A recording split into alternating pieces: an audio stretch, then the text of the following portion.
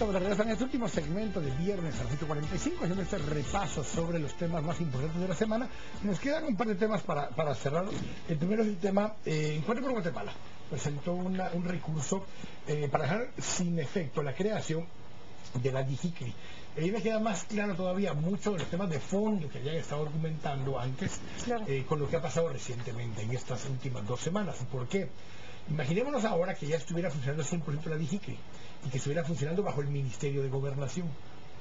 ¿Qué independencia podríamos esperar de la DIGICRI cuando al que tendría que estar investigando es al mismo Ministerio de Gobernación y a la Dirección de la Policía, cuando la versión original, tal y como había sido aprobada en el dictamen original con Guni Rivera como presidente de la comisión, decía que era la Policía Técnica de Investigación Criminal del Ministerio Público?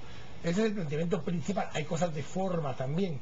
El argumento de los temas de forma es que se modificaron casi el 100% de los artículos en las enmiendas de Curul, y en ese caso no lo enviaron a comisión como enviaron la de enriquecimiento ilícito, sino que siguieron conociéndolo y lo aprobaron, a pesar de que la ley del Congreso dice que cuando se va a modificar más del 30% debe regresar a la comisión de donde surgió el dictamen. ¿Qué piensan de esto?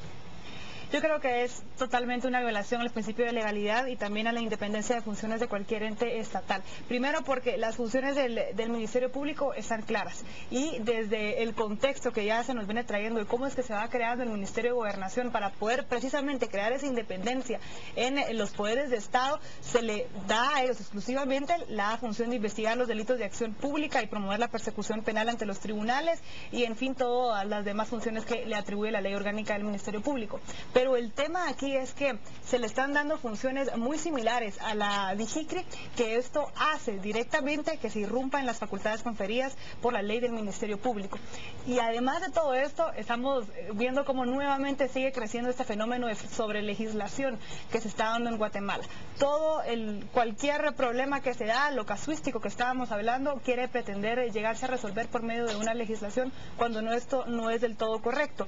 Y por otro lado, es el tema también del crecimiento estatal y el gasto que podría llegar a incurrir esto, porque prácticamente es gastar 2 veces en lo mismo. Es como comprar 2 sacos de los que tenemos ahorita, y al final los voy a usar una sola vez. Más de 2 sacos, claro. Sí. Eso también es cierto. Sí, lo que pasa es que también se deja de tomar en cuenta que la investigación criminal, tal y como se está realizando ahora, no obedece precisamente al modelo ideal.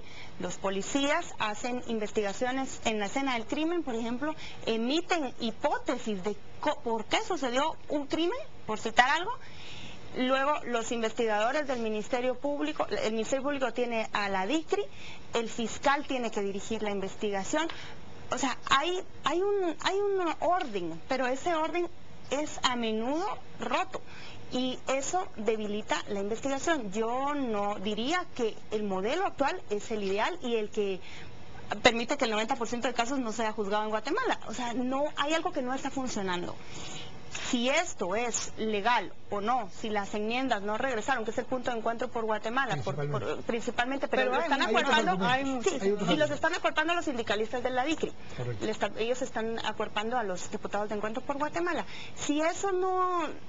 A ver, si ese es el punto, es otra discusión. Pero aquí yo creo que lo que hay que ver es cómo está funcionando la investigación criminal y si la propuesta de estos grupos que se oponen a la DIGICRI, ¿qué es lo que realmente están planteando? Porque el modelo actual no funciona. Y el porcentaje, estamos cansados de repetirlo, la justicia es muy escasa y en buena medida los casos se caen porque las investigaciones son deficientes, y son deficientes desde el inicio, desde que el policía llega a una escena del crimen y luego se convierte en un expediente judicial.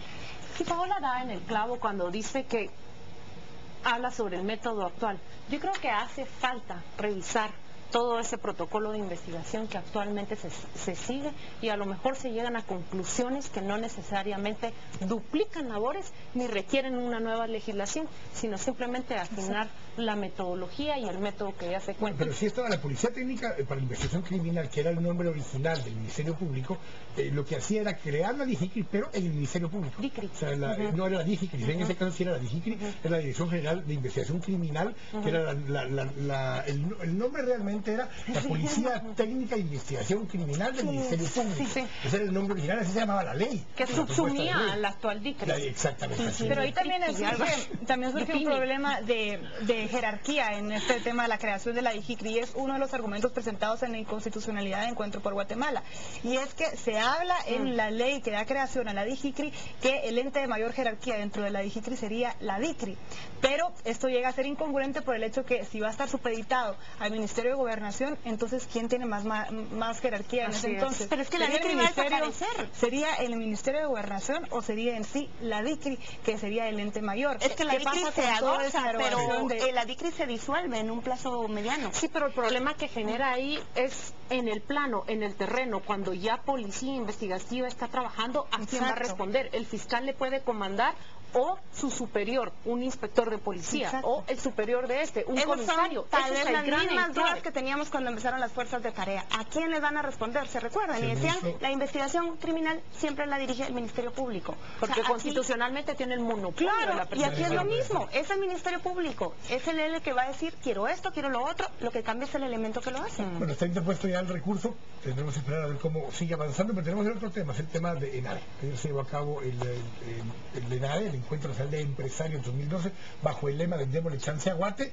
Hubo cosas diferentes, cosas innovadoras. Hubo bicicletas. Hubo bicicletas estacionarias, que lo que hacían era generar, mover unos sensores, unos que tenían ahí, y mientras más rápido lograban pedalear, pues lograban levantar el tema de más empleo, lograban generar un mayor crecimiento económico, lograban reducir la pobreza, y el mensaje principalmente de Salvador Páez, que es el que vemos ahí dando el ánimo y dando las palabras hacia la población, como el presidente adelante de él, como en una plena vuelta ciclística estaba en ese momento, era poder decir, tenemos que trabajar juntos los diferentes sectores de la sociedad para poder generar empleo y combatir la pobreza. Y en esos mismos puntos es donde viene a dar o a apuntar el discurso del doctor Toledo, en donde va hablando de la inclusión social que debe existir en el país, y adicional a ello, él hablaba de dos puntos importantes, que era que hay que empezar a invertir suficiente en educación y en el tema de salud, que eso, decía él, podría ser la premisa